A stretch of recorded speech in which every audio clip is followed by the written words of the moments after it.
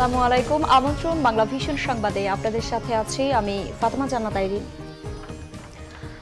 হার্টের ব্লকের কারণে অসুস্থ হয়ে আওয়ামী লীগের সাধারণ সম্পাদক এবং সড়ক পরিবহন ও সেতুমন্ত্রী ওবায়দুল কাদের বঙ্গবন্ধু শেখ মুজিব মেডিকেল বিশ্ববিদ্যালয়ের আইসিইউতে চিকিৎসা নিচ্ছেন।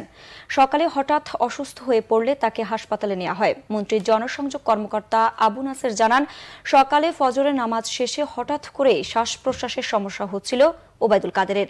সঙ্গে সঙ্গে তাকে বঙ্গবন্ধু মেডিকেল কলেজ হাসপাতালে নিয়ে যাওয়া হয়। সেখানে চিকিৎসকরা তার শারীরিক অবস্থা দেখে পরামর্শ দেন দ্রুত এনজিওগ্রাম করার।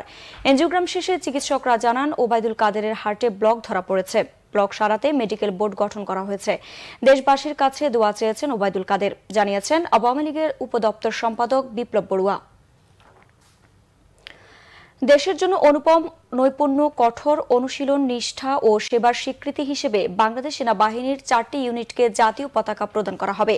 প্রধানমন্ত্রী শেখ হাসিনা দুপুরে রাজশাহী সেনানিবাসে বাংলাদেশ সেনাবাহিনীর এসব ইউনিটের কমান্ডারদের কাছে জাতীয় পতাকা হস্তান্তর করবেন। এ উপলক্ষে বাংলাদেশ সেনাবাহিনীর পদাতিক রেজিমেন্টের এক আকর্ষণীয় কুচকাওয়াজ অনুষ্ঠিত হবে।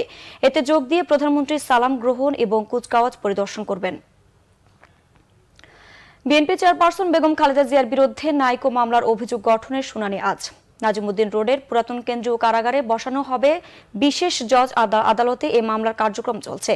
এর আগে গত 20 ফেব্রুয়ারি খালেদা জিয়া অনুপস্থিত থাকায় এ মামলা চার্জ গঠনের শুনানি না হলেও তার চিকিৎসার আবেদনের শুনানি হয়েছে। এ বিষয়ে আজ আদেশ দেওয়া হবে বলে জানিয়েছেন বিচারক। আদালত খালেদা জিয়ার ব্যক্তিগত ডাক্তারদের দিয়ে পরীক্ষা নিরীক্ষা করিয়ে সুচিকিৎসার ব্যাপারে আদালত ইতিবাচক আদেশ দেবেন বলে আশা তার আইনজীবীদের। কানাডীয় প্রতিষ্ঠান নাইকোর সঙ্গে অস্বচ্ছ চুক্তির মাধ্যমে রাষ্ট্রের আর্থিক ক্ষতি ও দুর্নীতির অভিযোগে খালেদা জিয়া সহ 5 জনের বিরুদ্ধে 2007 সালে মামলাটি করে দুর্নীতি দমন কমিশন।